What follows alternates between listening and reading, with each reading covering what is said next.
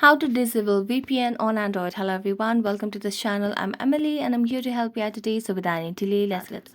So to disable the VPN on Android, what you can simply do is tap on the settings of your device. As you do that, you can scroll down and see the option of VPN over here. So tap on VPN, and as you do that, it will lead you to your VPN page over here where you can toggle off this option of VPN over here.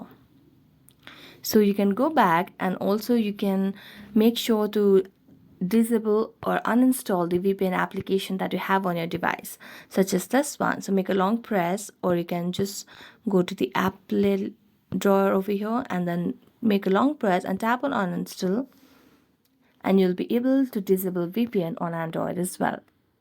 So thank you so much for watching this video. If you enjoyed watching it, don't forget to like, subscribe and hit the bell notification for more updates. That's it for today. See you next time.